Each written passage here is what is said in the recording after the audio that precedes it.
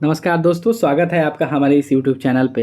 आपको पता है कि हम क्लास ट्वेल्थ का हम लोग बायोलॉजी डिस्कस कर रहे हैं और ये स्पेशली बिहार बोर्ड के लिए है।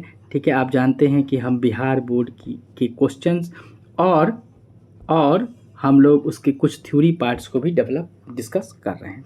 तो आइए सबसे पहले हम जानते हैं कि अगुणित, ये चैप्टर 3 है। मैंने मानव प्रजनन के बारे में थोड़ा सा शॉर्ट्स वीडियो बनाया है आपके लिए, ताकि आप उसे देखकर समझ सकें। काफ़ी शॉर्ट्स वीडियो रहेगा ताकि आपका समय भी बर्बाद ना हो और जो एग्ज़ाम के लिए ज़रूरी है वो आप सीख सकें। अगुणित कोशिका, जिसे हैप्लॉइड सेल कहते हैं, वो है क्या एक्चुअली में?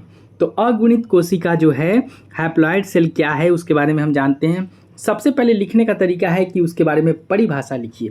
तो जिस कोशिका में गुणसूत्रों, जिसे क्रोमोजोम्स इंग्लिश में बोलते हैं, का केवल एक सेट यानी कि n मौजूद होता है, जिस कोशिका में गुणसूत्रों की संख्या n मौजूद होता है, उसे अगुणित या हैप्लॉइड सेल कहते हैं। कोई दिक्कत वाली बात नहीं है, आप यहाँ से परिभाषा को कॉपी लिख सकते हैं अपने कॉपी में और इसको याद करके डायरेक्ट एग्जाम में लिख सकते हैं। सरल भाषा में समझिए कि जिस कोशिका में आधे गुणसूत्र होते हैं उसे अगुणित कहते हैं, यानी कि हैप्लॉइड कहते हैं। इसके एग्जाम्पल के बारे में अगर हम देखें तो शुक्राणु, ये अगुणित है। ये जितने भी मैं उदाहरण दे रहा हूँ ये पूरे अगुणित है। शुक्राणु, जिसे स्पर्म बोलते हैं, अंडाणु, ओवम या एग, परागन कण, पॉलन ग्रेन जो होता है ये होता है। ठीक है, और एक गुरु बीजाणु जो है वो भी है, जो मेगास्पोर होता है। तो ये जितने भी एग्जाम्पल है, ये सभी एग्जाम्पल किसके हैं?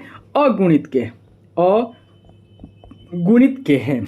ठीक है, अगुणित में जो होते हैं वो n = 23 होते हैं और गुणसूत्र द्विगुणित में 46 होते हैं। आप जानते हैं कि द्विगुणित में 46 होते हैं, 23 + 23 46 हो जाते हैं। याद रखने के जो ट्रिक हैं वो हैं हमारे पास, क्या है?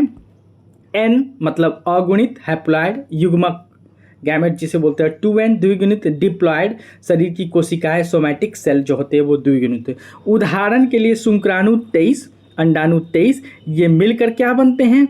46 बनते हैं। और युग्मनज, यानी कि ये जो युग्मनज है वो 2n है, यानी कि क्या है?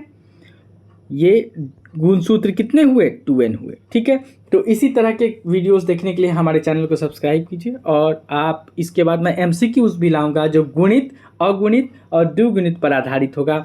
इसके बाद आप द्विगुणित के बारे में मैं समझाऊंगा। ठीक है, तब तक के लिए थैंक यू और बने रहिए हमारे चैनल पर ऐसे ही न्यू वीडियो के लिए, ताकि आप एग्जाम में सक्सेस कर सकें। धन्यवाद।